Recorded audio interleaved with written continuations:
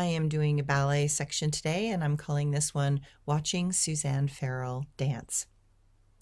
I think what I loved about watching Suzanne Farrell dance was her musicality.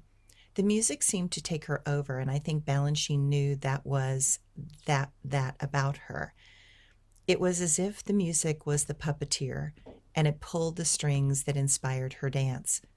I believe that Balanchine's choreography was also inspired by the beat of the music, the fire in the rhythm, and the angularity that certain sounds compelled through the body, and the passion that it ignited within him.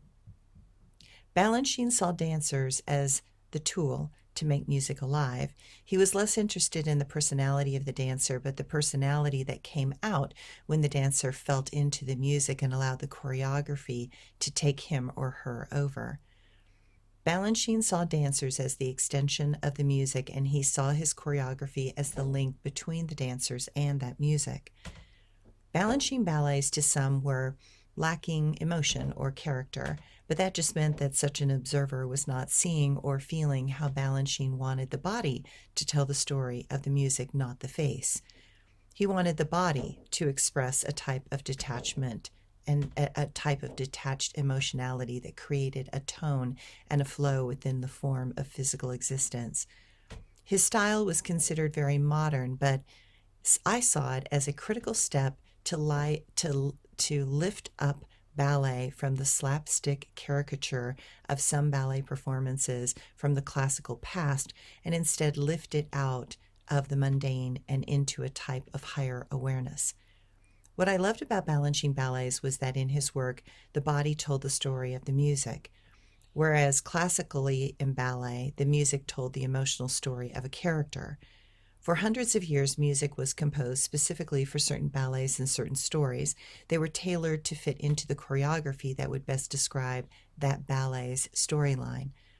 At that time, ballets were designed to fit into the technique that was currently the style and the fashion, and it reflected the capacity of the dancer's techniques in that moment historically. But Balanchine took music that he loved and made the dancer conform to that musical structure rather than the other way around. And that was a type of technical breakthrough that was perfect for moving ballet out of the romantic phase and into the more modern neoclassical era. Classical ballet was the art form of making fairy tales real. Balanchine was a style that allowed the sensuous and erotic qualities of the human body to be celebrated while seducing the audience into mystical questioning of the meaning of our human existence, and then allowing that humanity to become the art itself. Balanchine dancers tended to have a cool, almost aloof persona. The music was the conductor, and it set the tone and the movement quality. Suzanne Farrell was the personification of all those qualities, with a musicality that was genius in that she was not trying to look perfect as a ballerina. She was trying to give over her control and power to the music itself. She let it dictate her movement styles, sharp angles and turns, sudden leaps and angular shapes that formed through her movements as that symphony inside her soul took over her form and let the music become shape and give it density and depth. Watching her dance Stravinsky's variations of orchestra, to me, is the personification of her unique and particular ways of moving. She is not trying to look like the image of so many have about a ballerina. Stravinsky music is odd, angular, and unpredictable, much like humanity.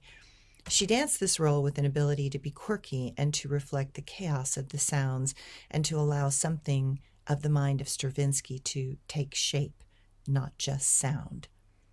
She showed me that the arm initiates the movement in the body of a dancer. Balanchine understood, and I believe that Suzanne Farrell understood the power of isolation in movements. She liked the contrasts from a sharp, strong step to a powerful leap out of nowhere that rode on the musicality of emptiness.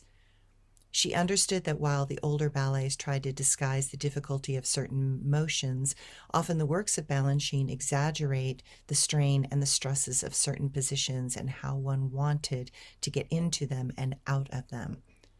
To him, the strain of the positions invoked the emotional pathos of being human.